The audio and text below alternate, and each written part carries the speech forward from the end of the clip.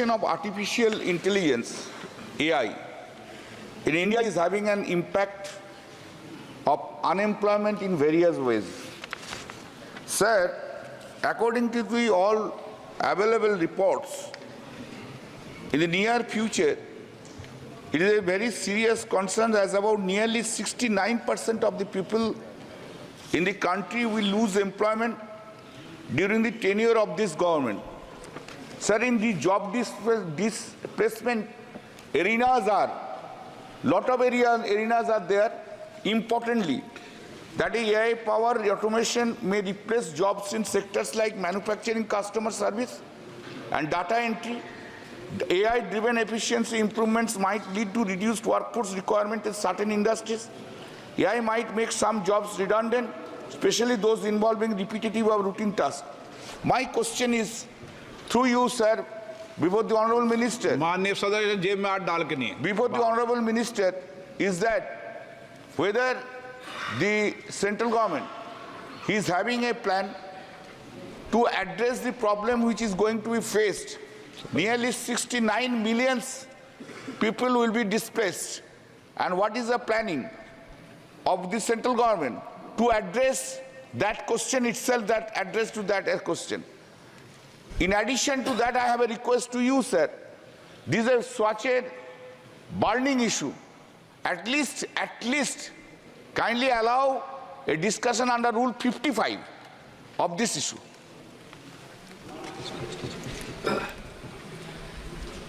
माननीय अध्यक्ष जी, माननीय सदस्य ने जो प्रश्न उठाया है, ये प्रश्न एक प्रेडिक्शन पर आधारित है। जब 2016 में वर्ल्ड बैंक की एक टीम ने कहा कि ऑटोमाइजेशन से 10 साल में भारत में 69%, चाइना में 77% और इजिप्ट में 85% जॉब जाएगी, इथियोपिया में 85% जॉब जाएगी। माननीय स्पीकर सर, ये अनुमान वर्ल्ड बैंक ने लगाया। वास्तविकता और अनुमान 10 साल के बाद और जब देश में इंटरनेट आया तब ऐसी बात होती थी कि देश में जॉब जाएगी, दुनिया में जॉब जाएगी। इंटरनेट आया, जॉब भी नहीं गई, कई जॉब क्रिएट हुई। समय समय पर कोई अनुमान के आधार पर कोई बात करते, उसकी इफेक्ट यहाँ आ जाएगी। और देश में जब देश में मोबाइल आया तब बात होती थी, कंप्यूटर आया तब बात होती थी कि देश में लोगों की नौकरी जाएगी, जॉब कम होगा।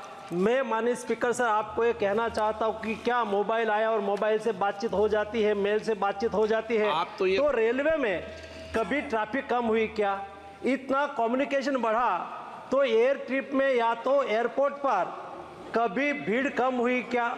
ये अनुमान है। और जब मैं कोविड देख रहा था, हेल्थ में था, उस वक्त मैं दुनिया के साथ बात कर रहा था और दुनिया में कोविड चल रहा था, तो दुनिया अनुमान लगाती थी कि हिंदुस्तान में जितना मृत्यु होगा उसके आधार पर दुनिया का मृत्यु का आंक काउंट होगा। मैं स्पीकर सर आपको बताना चाहता हूं, मुझे खुशी है पोस्ट कोविड पर मिलियन पॉपुलेशन पर इंडिया में सबसे कम मृत्यु हुआ है। ये सत्य है। इसलिए मैं आपका जवाब देता हूं कल्याण जी, इसलिए ये अनुमान है, कोई चिंता करने की आवश्यकता नहीं है। आपके सामने सत्य आपके सामने दिख रहा है कि इंडियन इकोनॉमी 6 to 7% ग्रो कर रही है। जब कोई देश की इकोनॉमी 7 to 8% ग्रो करती है तो स्वाभाविक तब ग्रो करती है जब मैन्युफैक्चरिंग बढ़ता है, सर्विस सेक्टर बढ़ता है, जब परचेज पावर बढ़ता है। तो ये सब होता है तो ऑटोमेटिक रोजगार का अवसर भी बढ़ता है। चिंता करने की आवश्यकता नहीं है। आज भी आप नेशनल सर्विस सेंटर पोर्टल पर जाइए, 19 लाख जॉब, आज भी 30 लाख जॉब दाता ने, कंपनियों ने रखी है कि आइए यहाँ अप्लाई करिए। ये पोर्टल की बात कर रहा हूँ, आप देख सकते हो। यहाँ से बाहर जाके तुरंत ही देखेंगे आपके परिवार में भी किसी को जॉब चाहिए और उसकी आवश्यकता के अनुसार यहाँ क्वालिफिकेशन होगा तो उसको भी जॉब मिलेगा। ये देश में नौकरियों की कोई कमी नहीं है। माननीय सदस्य, This is not an answer you have given. Anyway, we have to tolerate these things. Sir, this is not an answer to avoid the answer. You say you didn't say the answer. Anyway, sir, second supplementary. Sir, it is nice to see from the reports of the central government, the state-wise estimated unemployment rate during 2022 and 23, so far West Bengal is concerned, only 2.2. Only 2.2. Whereas Kerala, such a literate state, 7%. Rajasthan is 4%. Sir, my question is, you see, in the answer it has been given in the various ministries, department, governments of India, like micro, small, minimum ministries, so and so. Different schemes you have said about this, I do not want to repeat. What is an employment? Employment, there should be a relationship of employee and employer. It consists of posts.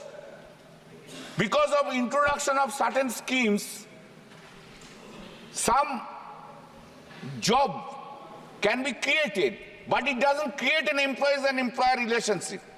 Employment is completely different thing. Sir, earlier, because of in our country, the employment concept was central government, etc., private sector.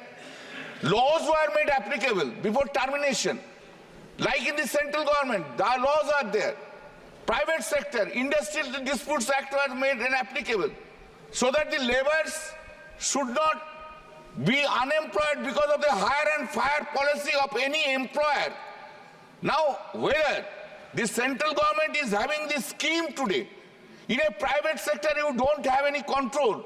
Hire and fire policy is being applied and so many workers are being thrown out.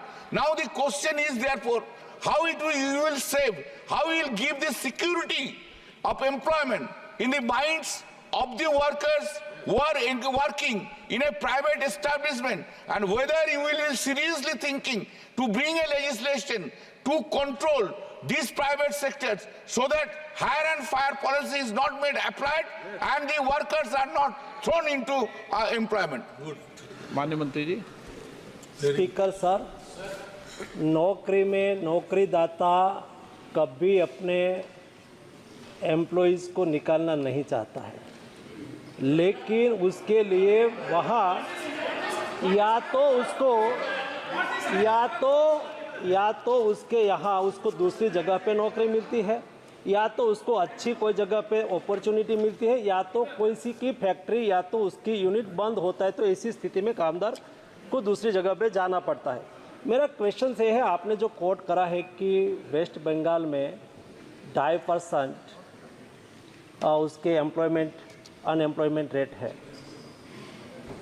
देश की population का 7% population Bengal में और 0.75% FDI Bengal में आ रही है। उसको बढ़ाने की आवश्यकता है। बंगाल देश का ही भाग है, मुझे उसके लिए और कोई कमेंट नहीं करनी है। बढ़ाने की आवश्यकता है। जब कोई राज्य में इंडस्ट्रीज आती है, सर्विस सेक्टर बढ़ता है, तो जाके रोजगार निर्माण होता है। आपको इंडस्ट्रीज के सामने आंदोलन करना है और इंडस्ट्रीज बंद हो जाए तो एम्प्लॉइज फ्री होता है तो कहता है कि उसकी रोजगार की गारंटी दो। ये नहीं हो सकता है जी। दूसरा मैं एश्योर करना चाहूँगा देश में पहले तो 2014 के पहले की तो स्थिति ही ये थी, दुनिया का डेटा की ही बात यहाँ हुआ करती थी। इंडिया में डेटा जनरेट करना, उसके लिए रोबस्ट सिस्टम करना, ऐसी कोई बात ही नहीं होती थी। ये मोदी गवर्नमेंट जब से है तब से उन्होंने तैयारी करी, व्यवस्था की, और डेटा जनरेशन की सिस्टम देश में ही हो। बाहर तो होता है, लेकिन डेटा देश में क्रिएट होना चाहिए, जनरेट होना चाहिए। और ये डेटा विश्व में आज हमारे यहाँ से लेबर फोर्स पार्टिसिपेशन डेटा है, दुनिया में उसकी सराहना की जाती है। ये डेटा 2017-18 में प्रारंभ हुआ। ये डेटा से मैं आपको बताना चाहता हूँ। माननीय मंत्री जी, एक क्वेश्चन में 20 मिनट नहीं लगेंगे। नहीं करूँगा, लेकिन मुझे रिप्लाई तो अच्छी तरह से देना चाहिए। स्पीकर सर, मुझे अवसर दीजिए। मैं इस माध्यम से देश को बताना चाहता हूँ, ऑथेंटिक डेटा भारत सरकार की एजेंसी ने दिया हुआ डेटा। जब हमारे यहाँ से LAPR का सर्वे का प्रारंभ हुआ 2017-18 में, तब देश में कुल मिला के 38% लेबर फोर्स पार्टिसिपेशन रेट 38% था। जॉब बढ़ी, आज 44% है। वर्क पॉपुलेशन रेशियो 2017-18 में 31% था, आज बढ़ के 40% हुआ। एंड अनएम्प्लॉयमेंट रेट आपने ही कहा है 3% से नीचे होना चाहिए, आज क्वेश्चंस में मैं पढ़ रहा था, तो वो भी आज कम होके जो 2017-18 में आई अंडरस्टैंडिंग वेरी वेल, आपको भी समझता हूँ, क्वेश्चंस को भी समझता हूँ, बंगाल को भी समझता हूँ, देश को भी समझता हूँ। अनएम्प्लॉयमेंट रेट 6% था। स्पीकर सर, ये मोदी गवर्नमेंट में एम्प्लॉयमेंट जनरेशन हुआ, कई टाइप की योजनाएं चलाई गई, लोगों को रोजगारी का अवसर मिला और अनएम्प्लॉयमेंट रेट आज 3.2% है और भविष्य में 3% से कम जाएगा। वीडी शर्मा, एक बात बताऊं मैं, बैठो वीडी जी, माननीय सदस्य से भी आग्रह किया था, बैठे बैठे नहीं बोले, और माननीय मंत्रीगण जो सदस्य बैठे बैठे बोलते हैं ना, उसका उत्तर देने लग जाते हैं। आप क्यों उत्तर देते हो उनका? जो बैठे बैठे बोल रहे हो उसका उत्तर क्यों देते हो? नोटिस ही मत लो उनको, आप स्पीकर की तरफ बात करो। माननीय वीडी शर्मा जी। माननीय अध्यक्ष महोदय, मैं आपके माध्यम से माननीय मंत्री जी से पूछना चाहता हूं कि सरकार ने युवाओं के रोजगार के संबंध में क्या कदम उठाए हैं, साथ ही उद्योगों में जो रिकॉर्ड स्किल्स है उसमें डिमांड और सप्लाई के बीच में जो गैप है उसके बारे में सरकार की क्या योजना है? स्पीकर सर, ये जो बजट है, ये बजट ही युवा सेंट्रिक बजट है, एम्प्लॉयमेंट सेंट्रिक बजट है। हमने 5 साल में 4 लाख यूथ के एम्प्लॉयमेंट जनरेशन के लिए 2 लाख करोड़ का प्रावधान करा है। वो आने वाले दिनों में देश के युवाओं के लिए रोजगार निर्माण के लिए बहुत उपयोगी होगा। और आज भी देश के युवाओं को जॉब अपॉर्चुनिटी के लिए stand up India, startup India, make in India की तहत उसको कई टाइप की सेल्फ एम्प्लॉयमेंट, सेल्फ एंटरप्रेन्योरशिप को प्रोत्साहित करने के लिए उसको मदद की जाती है। क्वेश्चन नंबर 82, माननीय सदस्य प्लीज, आप नए सदस्य आते हो, जब तक आपको बुलाए नहीं, जब तक उठते नहीं ऐसे सदन में, हाथ देने से उठ नहीं जाते, ठीक है ना? क्वेश्चन नंबर 82, आप तो सीनियर व्यक्ति हो, आपको तो बिल्कुल नहीं उठना चाहिए। क्वेश्चन नंबर 82 आगे आएगा। चंद्र Prakash Joshi, question number 82। Speaker महोदय, उत्तर सभा पटल पर रखा गया। माननीय अध्यक्ष महोदय, मैं आपके माध्यम से एक महत्वपूर्ण विषय पर माननीय मंत्री महोदय से निवेदन करना चाहता हूं। पॉल्यूशन को लेकर माननीय प्रधानमंत्री जी के नेतृत्व में पिछले 10 वर्षों में कई नवाचार हुए हैं। शहरों और गाँव में गंदगी को मिटाने और प्रदूषण को नियंत्रण करने के लिए कई नवाचार हुए हैं, लेकिन अभी भी देखा जाता है कि शहरों और गाँव में, कस्बों में कई इंडस्ट्री ऐसी होती है जिसके चाहे भूमि प्रदूषण हो, चाहे वायु प्रदूषण हो, जल प्रदूषण हो, इस प्रकार के एसिड और जो पानी में और नदियों में बहा दिए जाते हैं, पशु वहाँ मरते हैं, आदमी पानी पी नहीं सकता। तो इस प्रकार के प्रदूषण को नियंत्रण करने के लिए सरकार कई बार खेती आसपास की बंजर हो जाती है। तो ऐसे में क्या ऐसे उद्यमी उन लोगों को, चाहे पीने का पानी हो, चाहे खेती का मुआवजा हो, तो इस प्रकार के कोई मैकेनिज्म बना है कि उनको आइडेंटिफाई करके इस प्रकार के लोगों को मदद की जा सके? माननीय अध्यक्ष महोदय, national clean air mission program में पिछले 10 वर्षों के अंतर्गत 15वें वित्त आयोग के द्वारा 11,210 करोड़ रुपए स्वीकृत किए गए। जैसा कि माननीय सदस्य ने प्रश्न उठाया है, यह जो कार्यक्रम है इसके अंतर्गत एयर क्वालिटी, वाटर क्वालिटी और सॉलिड वेस्ट मैनेजमेंट और उसके साथ साथ डस्ट मैनेजमेंट के लिए पैसा उपलब्ध कराया जाता है। जहाँ तक पानी के पॉल्यूशन का विषय है, माननीय सदस्य महोदय ने ये सही विषय उठाया है। हमने जिन 131 शहरों का चुनाव किया है उसको इसी आधार पर किया है कि जिनके विगत 5 वर्षों में एयर क्वालिटी के स्टैंडर्ड नहीं छुए गए हैं, जिसमें सारे विषय शामिल हैं, पानी का भी है, वायु का भी है, सॉलिड वेस्ट मैनेजमेंट का भी है उसके लिए धनराशि प्रदान की जाती है।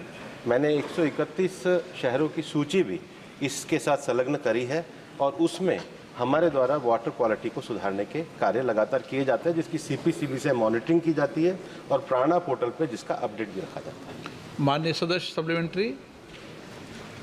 माननीय मंत्री महोदय ने बहुत विस्तृत रूप से लिखित में भी जवाब दिया और अभी भी आपका जवाब आया है।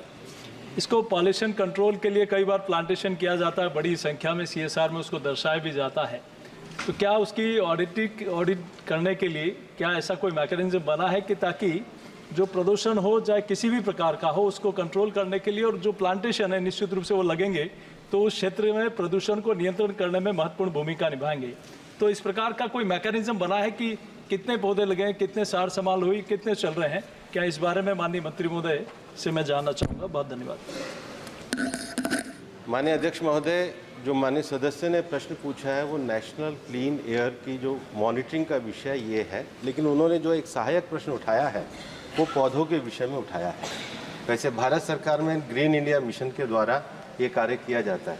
माननीय अध्यक्ष महोदय, मैं चूँकि माननीय सदस्य ने एक प्रश्न पूछा और एक महत्वपूर्ण विषय आपके माध्यम से सदन के संज्ञान में भी लाना चाहता हूँ कि इस पर्यावरण दिवस पर 5 तारीख को माननीय प्रधानमंत्री जी के द्वारा एक बड़ा इनिशिएटिव एक पेड़ माँ के नाम उसको लागू किया गया है और आपके माध्यम से मैंने सारे सांसद सदस्यों को पत्र भी लिखे हैं। हमने जो लोकल DFO है उसको इसका नोडल ऑफिसर बनाया है। चूँकि ये पृथ्वी हमारी माँ के समान है, माँ ही हमको जन्म देती है और पृथ्वी हमको खाने के लिए फूड, एनर्जी, मेडिसिन से लेकर सब चीज़ें देती है। तो मैं आपके माध्यम से आह्वान भी करना चाहूँगा कि एक पेड़ माँ के नाम मिशन है, वो ट्री प्लांटेशन के लिए एक बड़ा कार्यक्रम है और आपके माध्यम से ये सदन भी उसमें सहयोग करे, ऐसी अपेक्षा करते हैं। नहीं, ये तो एक अच्छा प्रयास है कि सभी माननीय सदस्य पर्यावरण के लिए चिंतित होकर पेड़ लगाने के अभियान में सफलता प्राप्त करें। श्री रोडूमल नागर जी। जी धन्यवाद अध्यक्ष महोदय। ई वेस्ट, सेमीकंडक्टर, लेड इत्यादि से होने वाले प्रदूषण को नियंत्रित करने हेतु सरकार ने क्या क्या कदम उठाए हैं? माननीय अध्यक्ष महोदय, माननीय सदस्य ने जो प्रश्न पूछा है वो उन्होंने कहा है कि जो लेड वगैरह जो वायु में मिश्रित होता है या पॉल्यूशन में होता है उसके लिए सरकार ने क्या कदम उठाए हैं। मैं आपके माध्यम से कहना चाहता हूं, केवल लेड ही नहीं, हम जब किसी भी शहर की वायु की गुणवत्ता को जांच करते हैं तो हम उसमें देखते हैं कार्बन मोनोऑक्साइड कितना है, नाइट्रोजन डाइऑक्साइड कितना है, सल्फर डाइऑक्साइड कितना है, पार्टिकुलेट मैटर जो है उसकी मात्रा और क्वांटिटी कितनी है, उसमें लेड भी आता है, उसमें बेंजीन भी आता है, उसमें हाइड्रोकार्बन भी आता है। इन सब की क्वालिटी को जब हम मॉनिटर करते हैं और किसी शहर में ये पाते हैं कि नॉन अटेनमेंट वो सिटी है वो उस लक्ष्यों को पूरा नहीं कर पाता है, तो हम फिर नेशनल क्लीन मिशन प्रोग्राम में देते हैं और इसकी गुणवत्ता को सुधारने के लिए जो मैंने 15वें वित्त आयोग की जो राशि कही है उस शहर में उन वायु के जो मात्रा के हानिकारक मात्रा है उसको सुधारने के कार्यक्रम के लिए प्रदान करते हैं। श्री दीपेंद्र सिंह हुडा। महोदय, जो वायु प्रदूषण के संदर्भ में मैं मंत्री जी से पूछना चाहूँगा, IQ एयर की इस वर्ष प्रकाशित रिपोर्ट के अनुसार दुनिया के 50 सबसे वायु प्रदूषित शहरों में 42 हमारे देश में है, भारतवर्ष में है। आपने नेशनल क्लीन एयर प्रोग्राम शुरू किया है और इसमें विस्तृत जानकारी दी है कि सरकार को चिंता है, सरकार मॉनिटर कर रही है और योजनाएं बना रही है अपने उत्तर में, मगर मैं इसमें कहीं भी बजट का आवंटन नहीं दर्शाया गया आपके उत्तर में। इस गंभीर समस्या के लिए क्या पर्याप्त बजट जितना आप चाहते हैं इस मामले को एड्रेस करने के लिए सरकार द्वारा आवंटित किया जा रहा है? उन योजनाओं का क्या ब्यौरा है? और हम NCR में देख रहे हैं सर, ज़्यादातर सरकार का ध्यान केंद्रित बजट आवंटन की से समस्या का समाधान करने की बजाय पेनल्टीज़ लगाकर, जो किसान स्टबल बर्निंग है उन पे पेनल्टीज़, व्हीकुलर पॉल्यूशन पे पेनल्टीज़, जो गाड़ियाँ इतने वर्ष से ज़्यादा हो जाएं उन गाड़ियों पे पेनल्टीज़, तो पीनल एक्शन पे ज़्यादा है। मगर पीनल एक्शन के साथ साथ इंसेंटिवाइज कर और बजट आवंटित करके इस ज्वलन समस्या का समाधान किया जाए। माननीय अध्यक्ष महोदय, माननीय सदस्य ने जो ये विषय कहा है, हमने जो 131 शहरों का जो चुनाव किया है उन 131 शहरों में लगातार वायु गुणवत्ता को सुधार करने के लिए हम कार्य कर रहे हैं। माननीय सदस्य ने दिल्ली के एनसीआर के विषय में जो प्रश्न किया है, यह जो कार्यक्रम चलाया जाता है हमने अपने एनेक्सर 2 में भी लिखा है। जैसे स्वच्छ भारत मिशन है, Atal mission for rejuvenation and urban transformation है, स्मार्ट सिटी मिशन है, sustainable alternative towards affordable transportation system है, faster adoption and manufacturing of hybrid and electric vehicles और नगर वन योजना। ये जो सब योजनाओं को अगर हम सम्मिलित रूप से दर्शाते हैं तो वो इस कार्यक्रम के अंतर्गत आते हैं। सरकार कोई जुर्माना लगाने का प्रयास नहीं कर रही, सरकार इसमें क्वालिटेटिव सुधार कर रही है। जैसे दिल्ली के अंतर्गत हमने वायु की गुणवत्ता को सुधार करने के लिए B4 से BS6 पेट्रोल पे हम लोग गए हैं। दिल्ली में गुणवत्ता को सुधार करने के लिए हमने एक्सप्रेसवे बनाए हैं ताकि जो दिल्ली का मेन ट्रैफिक है वो वहाँ से निकल जाए। पराली के लिए अपने उत्तर में भी अगर आप देखेंगे तो हमने लिखा है, हमने CHC सेंटर बनाए हैं, पराली के लिए मशीनें दी हैं, किसानों को हायरिंग करने की सुविधा भी प्रदान करी है। इवन जो दिल्ली के आसपास जो इंडस्ट्रियल पॉल्यूशन होता है उसमें हमने इंडस्ट्रीज़ को PNG के ऊपर हमने डाइवर्ट करने का भी काम किया है।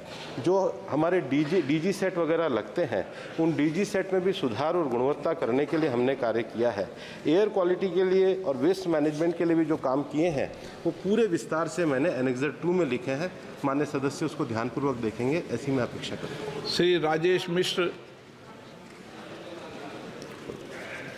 अध्यक्ष महोदय, मैं आपके माध्यम से माननीय मंत्री जी से पूछना चाहता हूं कि पर्यावरण प्रदूषण को रोकने के लिए हॉस्पिटल वेस्ट मैनेजमेंट के लिए क्या बजट है, और जिन जिलों में इंसिनरेटर नहीं लगे हैं, चूंकि हॉस्पिटल वेस्ट मैनेजमेंट को सबसे अच्छा ख़त्म करने का तरीका होता है इंसिनरेटर, तो कितने जिलों में इंसिनरेटर लगे हैं और जहां नहीं लगे हैं वहां पर आगे क्या योजना है ताकि हॉस्पिटल वेस्ट मैनेजमेंट की वजह से प्रदूषण को रोका जा सके। माननीय अध्यक्ष महोदय, जो 15वें वित्त आयोग के द्वारा जो राशि प्रदान की जाती है और जो विभिन्न राज्यों की समन्वित योजनाएं हैं उनको लेकर के कार्य होता है। 131 शहर भी अपने अपने शहर के हिसाब से सॉलिड वेस्ट मैनेजमेंट के लिए काम करते हैं। माननीय सदस्य को जिस पर्टिकुलर शहर में इसकी जानकारी चाहिए होगी मैं उनको उपलब्ध करा दूंगा। Shri C. Kiran Kumar. Sir, this is regarding my Uvan Bongiri Lok Sabha constituency, sir. There have been continuous pollution from pharma and chemical industries. 10 to 15 formulation and chemical industries are damaging groundwater, soil and emitting chemical gases into air. Unfortunately, these companies have been operated by corporates, and one of the member in the upper house also. The Environment Ministry kept the formulation industries in non-polluting category, and central government left the penal action to the state pollution board. If the boards does not take action, who will save the environment?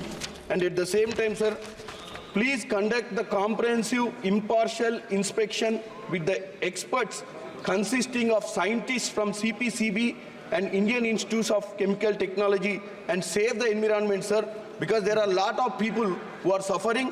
Even the cattle farmers, really there is pathetic situation. I have visited this country. Yep, thank you.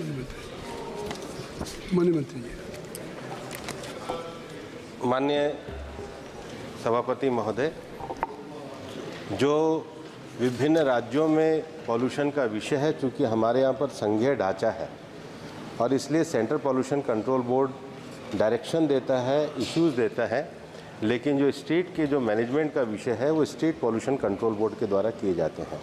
अगर कोई एक विशेष शहर का कोई ऐसा मामला है जिसमें नियमों का उल्लंघन है तो सदस्य मेरे संज्ञान में ला सकते हैं, लेकिन इसकी प्राथमिक जिम्मेदारी संघीय ढांचे के अंतर्गत स्टेट पॉल्यूशन कंट्रोल बोर्ड की है। श्री राजीव प्रताप रूडी जी।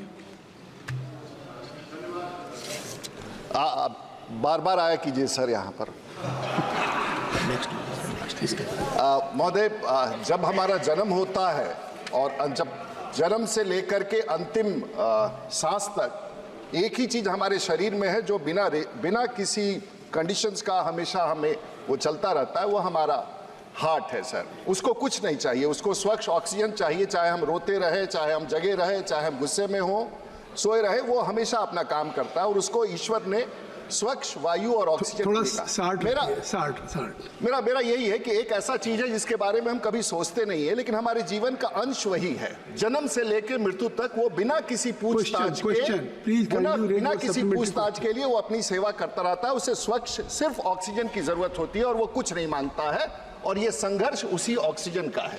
अध्यक्ष महोदय, जो सूची दी गई है माननीय मंत्री जी ने, और इन्होंने बहुत अच्छा काम किया, हमारी सरकार ने बहुत। मेरा एक सवाल है, एक छोटा सा शहर है जो जयप्रकाश जी का गांव था, बिहार में छपरा है।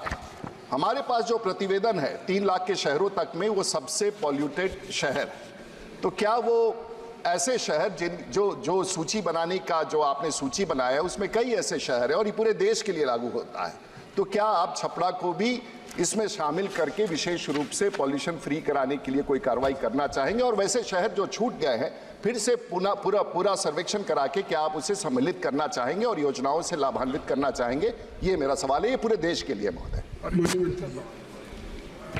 माननीय सभापति महोदय, माननीय सदस्य कहना चाह रहे हैं सास है तो आस है, और इसलिए वो अपने शहर के बारे में कर रहे हैं। मैं उनको ये कहना चाहूँगा कि चूँकि ये जो फाइनेंस कमीशन का जो पैसा है ये 2025 तक के लिए है, और बाकी के लिए अभी नए स्टैंडर्ड के लिए कमेटी का गठन किया गया है। वो IIT रुड़की के द्वारा और दिल्ली के द्वारा उसका एक अध्ययन चल रहा है, विचाराधीन। Question number 83। Not present, call minister. माननीय मंत्री जी, question number 83।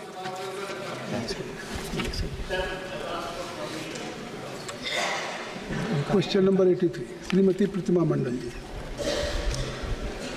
Thank you, Chairman, sir, for giving me an opportunity to ask a supplementary question. Sir, I would like to know from the Honorable Minister of Education through you, sir, so what is the current government doing to counter the rising cases of student suicide in Kota amidst the current scenario of anxiety faced by the students due to the ongoing NEET scam saga? As the deserving students who put in effort and families' resources lost seats and will be in a mental stress of such reoccurrences. Thank you, sir. Sir, Chairman, sir. Mani Mantri ji. I would like to inform the honorable member through you that several initiatives has been taken by our government regarding this kind of incidents to curb the incidents of suicide among the students. As honorable member asked for the suicides happening, those are in Kota. According to according to the NCRB and the Accidental Death and Suicide India, only 1.2% of the total suicide cases is related to the failure of examination.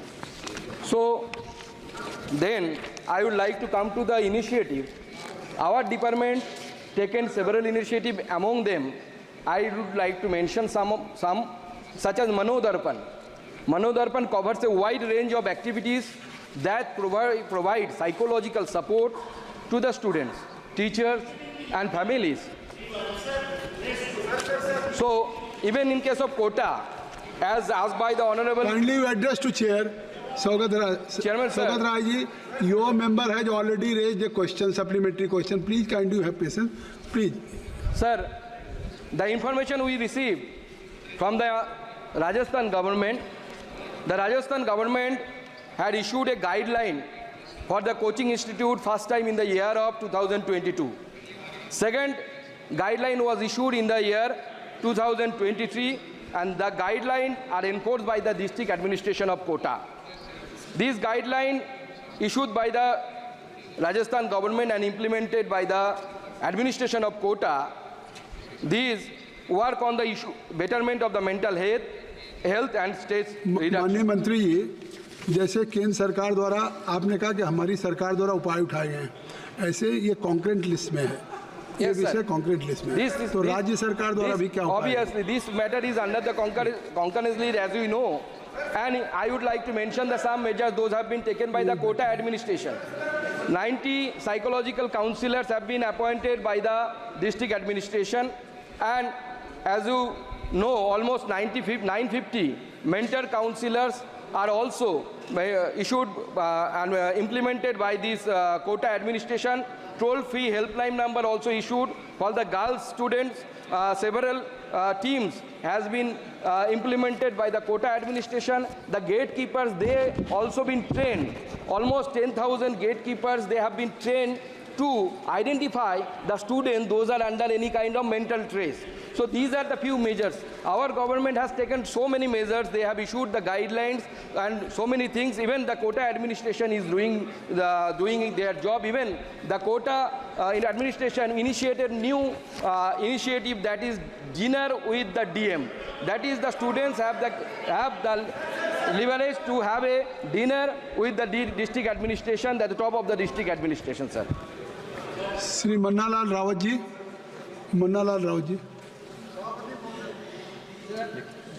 जी सभापति महोदय, बच्चों की सुरक्षा हम सभी के चिंता का विषय रहा है और इस हेतु सीबीएसई ने डायरेक्शन जारी किए हैं जितने भी स्कूल्स हैं उनके लिए कि जो स्कूली छात्र बसों में यात्रा करते हैं उनकी सुरक्षा का ध्यान रखा जाए। बहुत सारे उसमें सूत्र दिए हुए हैं।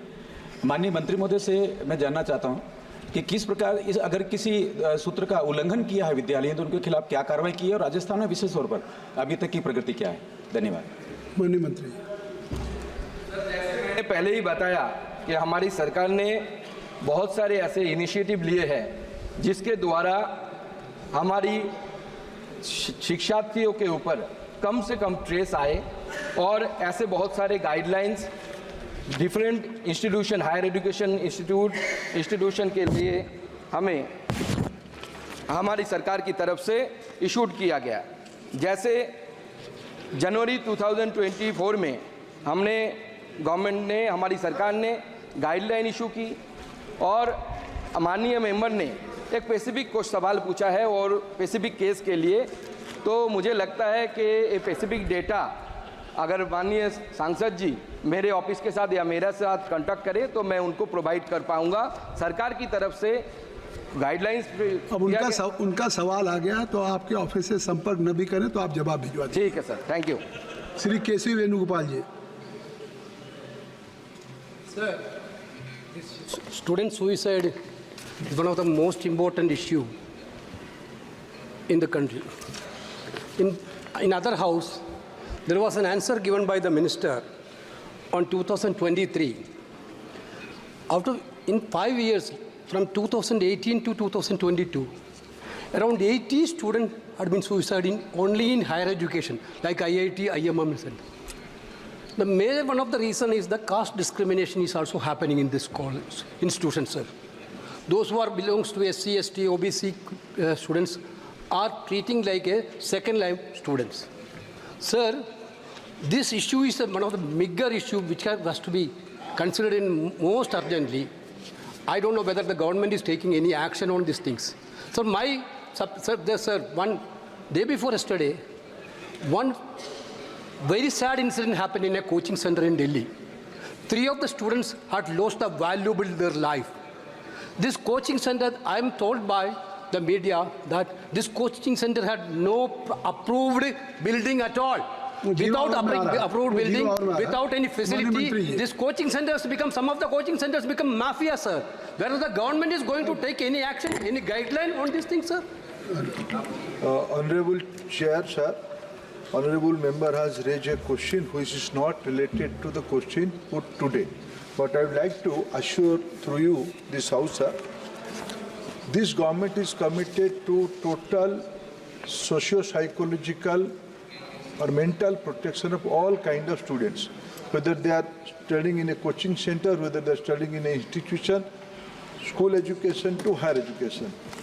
Regarding guidelines, sir, the latest guideline regarding coaching centers, Government of India, in the month of January 2024, there is a exhaustive and detailed guideline to all the states, and lot of states have their own regulations also, like Rajasthan, Bihar, and some more states, Goa.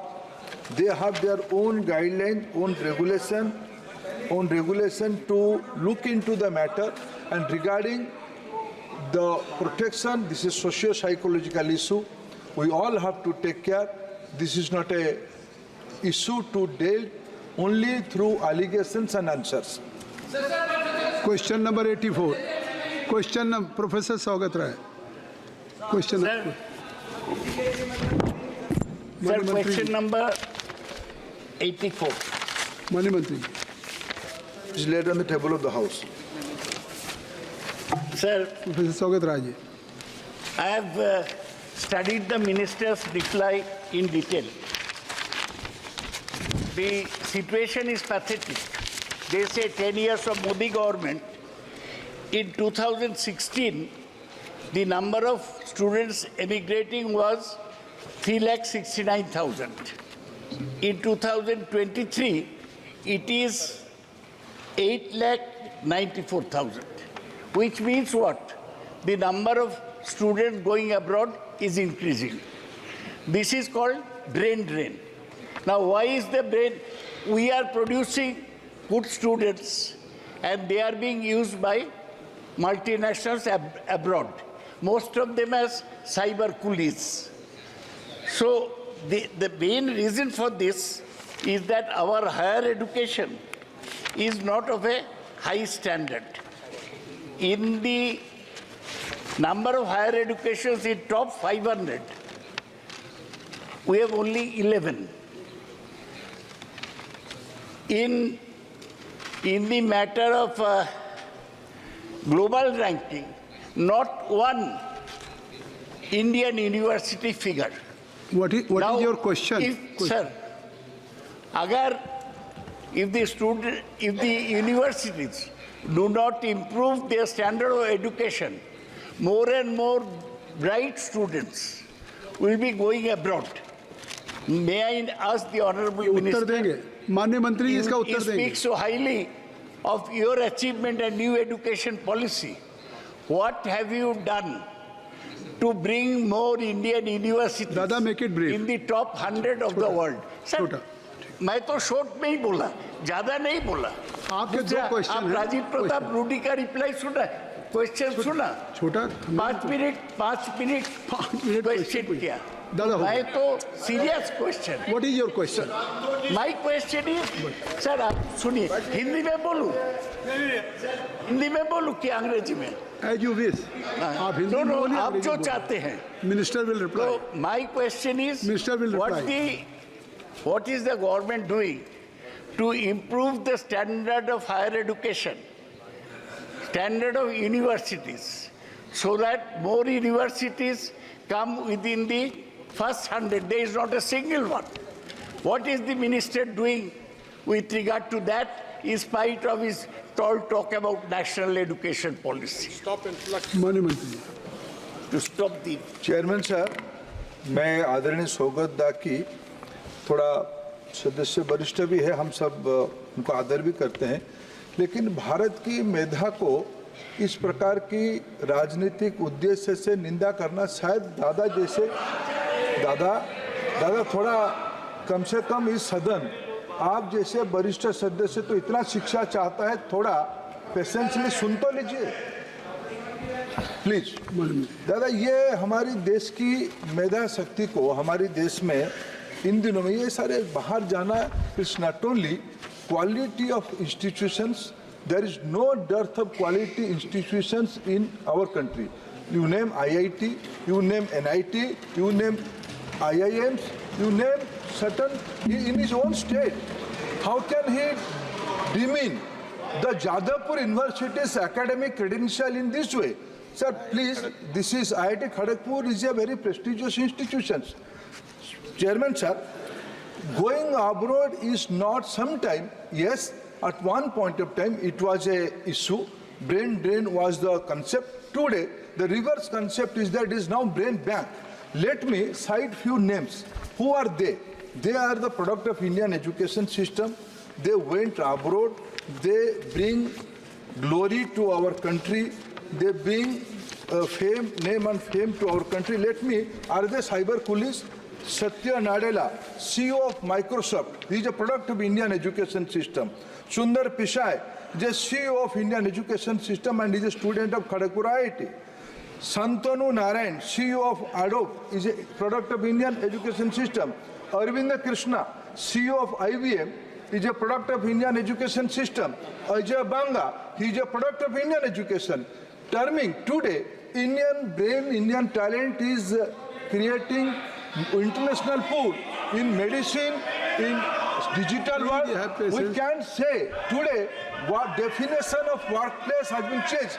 विश्व की अध्यक्ष महोदय, विश्व की मैं चेन्नई शहर को अगर उदाहरण करके लूं, चेन्नई शहर दुनिया की टोटल फाइनेंशियल मैनेजमेंट की लगभग 1/10 कैपेसिटी चेन्नई शहर से चल रहा है। क्या हम उसको साइबर बुली कहेंगे? क्या ये बाहर से पढ़े हुए स्टूडेंट है?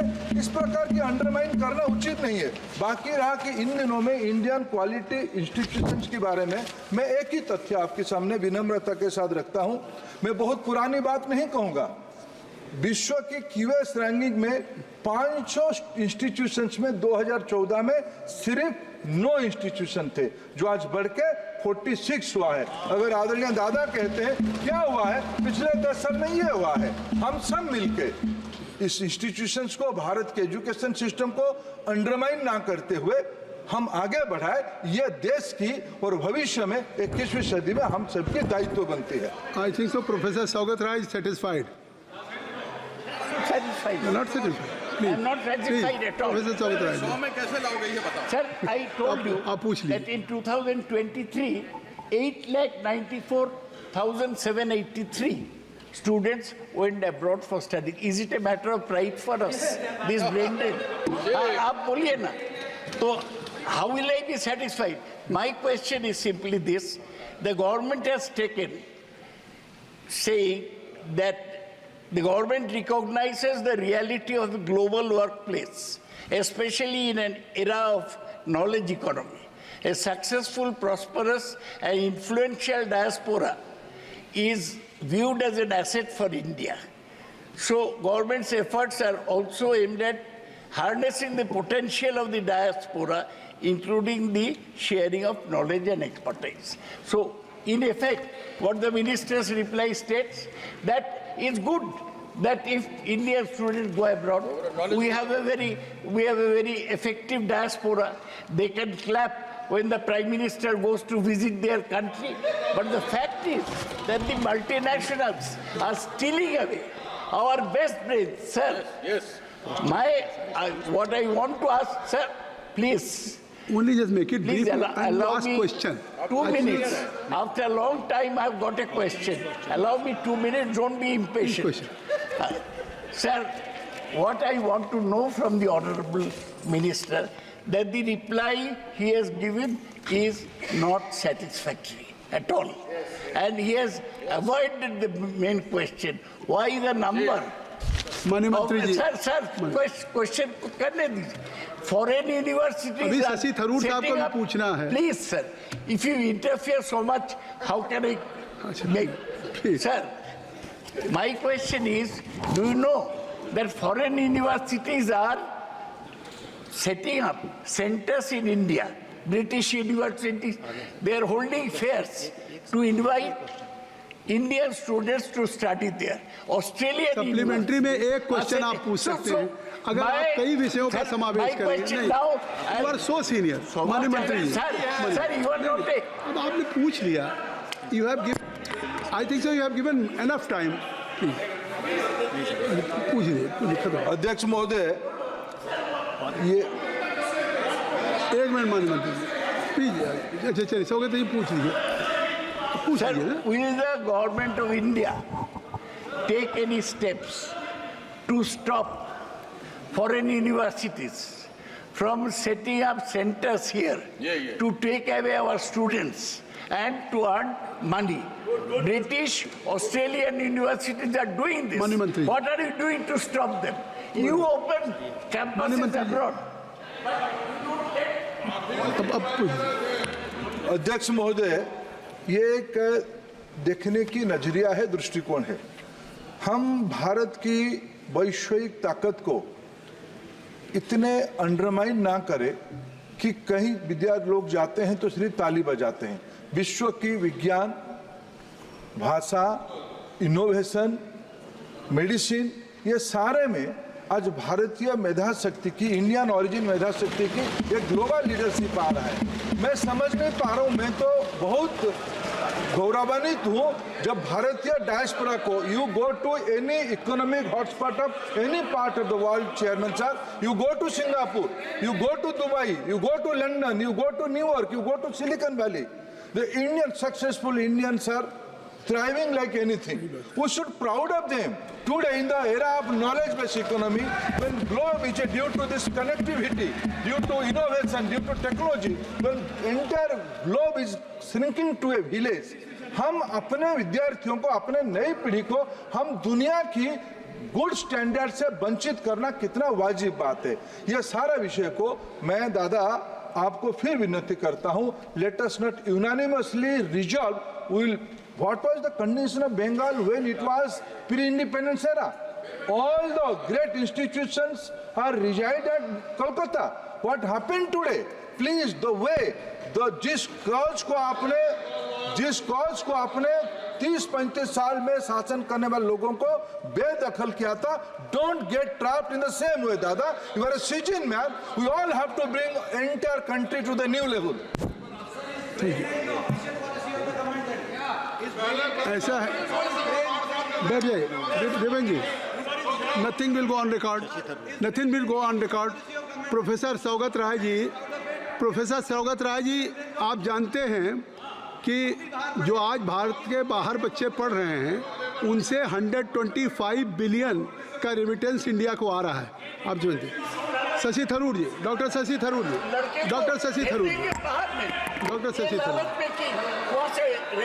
नहीं they are send remittance.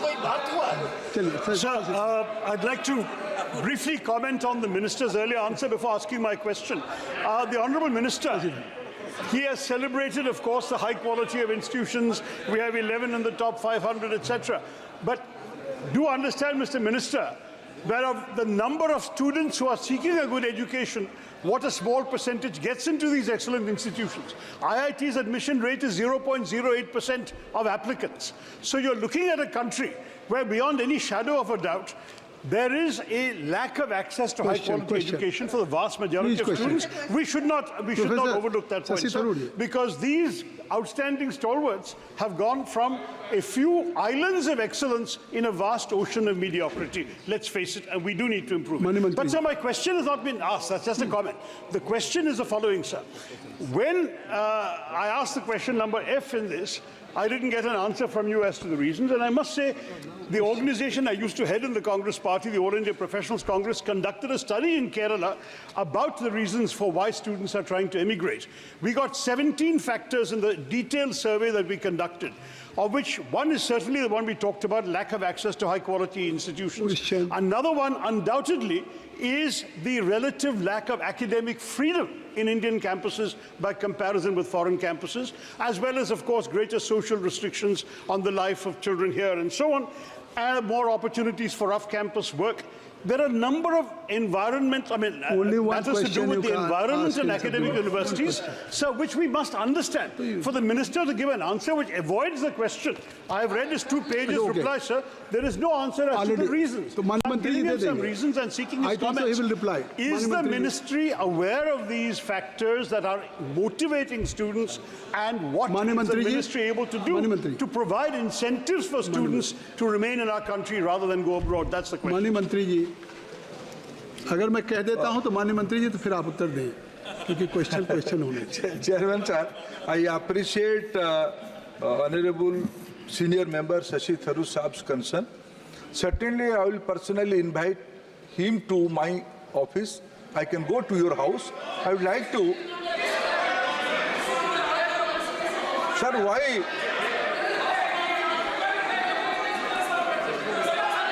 Sir, why?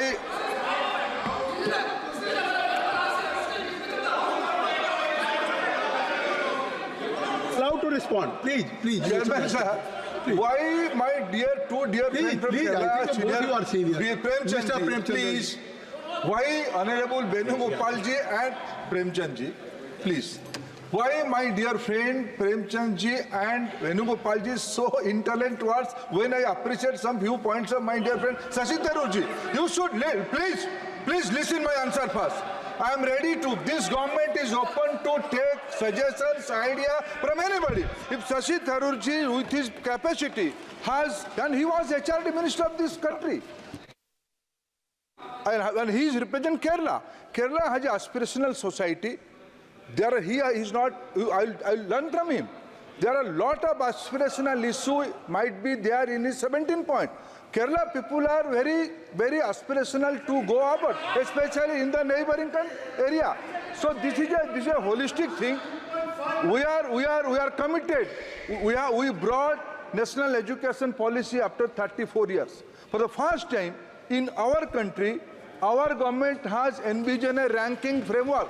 National ranking framework has been envisioned by this government. We are very much insisting coming out reforms on the NAC, NBA. We are committed to bring out our standards in our own institution, our country. But education is such a vast subject. If we want to be a global leader, if we want to be Vishwa Bandhu, we cannot work in isolation. We have to open our ear and eyes. I am personally ready to accept any kind of positive suggestion from any member of this august house. Question number 85, Putta Mahesh Kumar.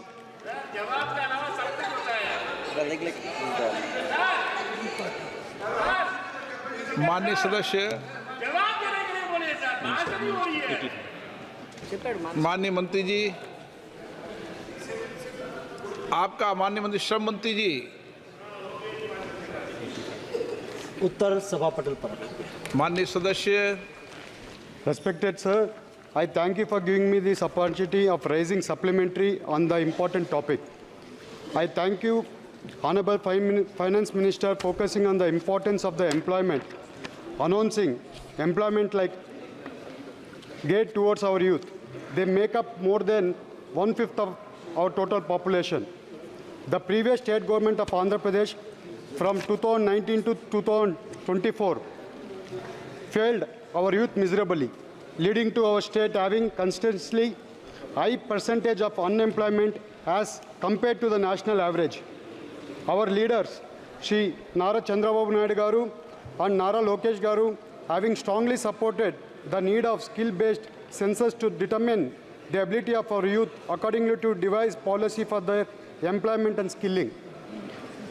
I like to know from the Honorable Minister whether the Union government would consider conducting a skill census for the entire nation for the benefits of our fresh graduates, young professionals and our youth, along with the population of census.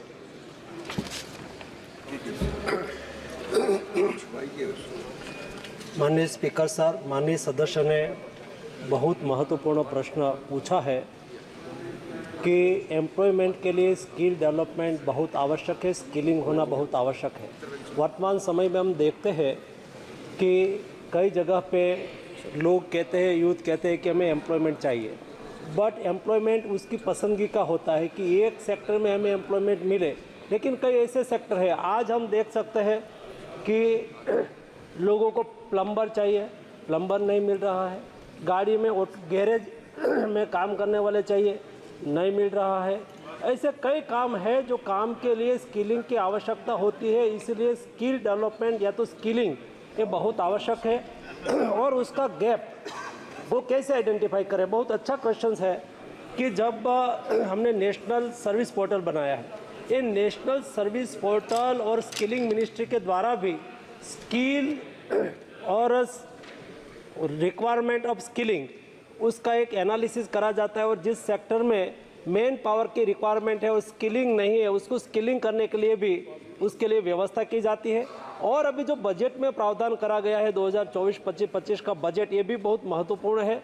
उसमें skill development के लिए देश में state government के साथ मिलके कुल मिला के 1000 ऐसी ITI बनाई जाएगी जो एक क्षेत्र में जिस टाइप की इंडस्ट्रीज है और जिस टाइप की स्किल मैन पावर की रिक्वायरमेंट है, हब के रूप में उसका सिलेबस बनाया जाएगा, कोर्स बनाया जाएगा और रिक्वायरमेंट के अनुसार उसको स्किलिंग करा जाएगा ताकि स्किल मैन पावर मिले। दूसरी एक महत्वपूर्ण योजना ये ही बजट में अनाउंस की गई है कि देश की टॉप 500 कॉरपोरेट सेक्टर कंपनी जिसमें देश में 1 करोड़ यूथ को वहाँ स्किलिंग करा जाएगा और इंटर्नशिप करने की अपॉर्चुनिटी मिलेगी। उसके लिए उसको स्टाइपेंड भी दिया जाएगा ताकि देश में स्किल मैन पावर निर्माण हो और देश की रिक्वायरमेंट को पूरी करे और एम्प्लॉयमेंट जनरेट भी हो।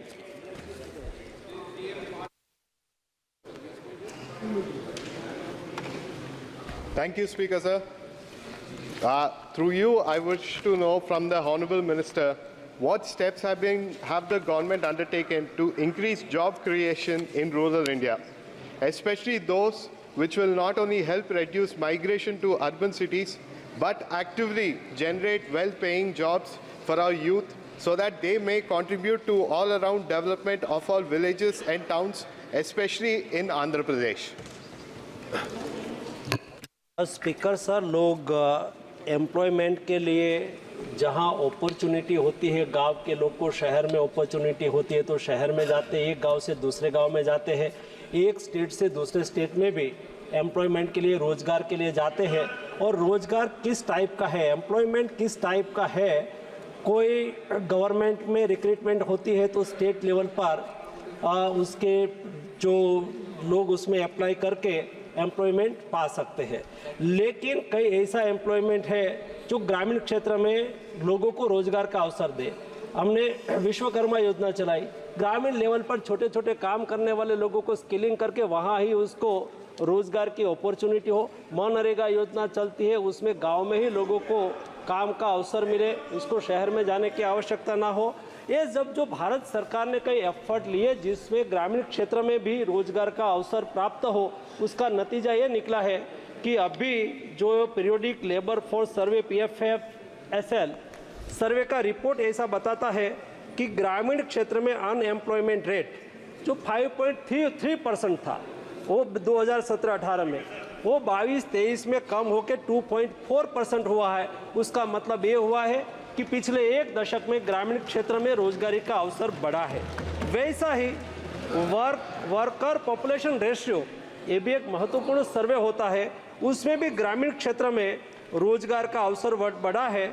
जो 17-18 में वर्कर्स पॉपुलेशन रेशियो 48.1% था, वो बढ़ के 22-23 में 59.4% हुआ है। यानी कि ग्रामीण क्षेत्र में रोजगारी का अवसर बढ़ा है ताकि लोग गांव में ही रह के अपना जीवन निर्वाह कर सके।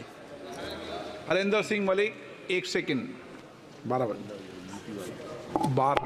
आदरणीय अध्यक्ष जी, मैं आपके माध्यम से माननीय मंत्री जी से पूछना चाहता हूं कि आपने जो गांव के रोजगार की बात की है, जो उद्योग ग्रामीण क्षेत्र में स्थापित हैं, क्या उन क्षेत्रों में वेज बोर्ड के अनुसार वेतन मिल रहा है? क्या जितने ITI स्किल आपने कहा स्किल करने का, इन्हें अप्रेंटिस की सुविधा है, आज तक कहीं मिली है? और दूसरा मेरा अनुरोध है कि जो वर्कर गांव का शहर में जाकर के मजदूरी करता है, उसका कोई हॉस्टल आप बनाने का कृपा करेंगे? माननीय अध्यक्ष महोदय, ग्रामीण क्षेत्र में, शहरी क्षेत्र में जो लोग रहते हैं उसको एम्प्लॉयमेंट वहाँ अपनी आवश्यकता के अनुसार उसको जहाँ अपॉर्चुनिटी मिलती है वहाँ वो जाते हैं। ग्रामीण क्षेत्र में छोटे छोटे रोजगार निर्माण हो, छोटे छोटे उद्यम निर्माण हो और एंटरप्रेन्योर्स निर्माण हो और वहाँ ही एग्रीकल्चर बेस्ड इंडस्ट्री चलाए, ट्रेड में उसका कन्वर्ट करे। इसलिए FPO की रचना भी एग्रीकल्चर सेक्टर में खास करके ग्रामीण क्षेत्र में हुई है। 2 लाख FPO के द्वारा ग्रामीण क्षेत्र में ही छोटा मोटा कारोबार का काम चालू हुआ है। प्रश्नकाल समाप्त। माननीय सदस्यगण, मुझे माननीय सदस्यों द्वारा कुछ विषयों पर स्थगन प्रस्ताव की सूचना प्राप्त हुई है। मैंने स्थगन प्रस्ताव की किसी सूचना की अनुमति प्रदान नहीं की गई है। उनको शून्यकाल में दूंगा समय, शून्यकाल में दूंगा समय, उसको शून्यकाल में समय दूंगा। शून्यकाल में अभी दूंगा आपको समय, मैंने बोला दूंगा। प्लीज दिल्ली वाले विषय में दूंगा। प्लीज बैठिए, अब बैठिए। सभा पटल पर रखे जाने वाले पत्र, आइटम नंबर 2, श्री गजेंद्र सिंह शेखावत। रुद्रपानी। सम्मानीय सभापति महोदय, आपकी अनुमति से मैं आज के कार्य की कार्यसूची में क्रम संख्या 2 पर मेरे नाम के समक्ष उल्लिखित कागज सभा पटल पर रखता हूँ। Item number 3 Shri Pankaj Chaudhary. माननीय अध्यक्ष जी, मैं आज की कार्यसूची में मेरे नाम के सामने मत संख्या 3 पर वर्णित कागजात आपकी अनुमति से सदन के पटल पर रखता हूँ। Item number 4 Shri Arjun Ram Meghwal. Honorable Speaker, sir, I rise on behalf of my colleague, Sushri Shobha Garandalaje, to lay the paper mentioned against her name at serial number 4 in today's revised list of the business. Item number 5 Shri Kirtivardhan Singh.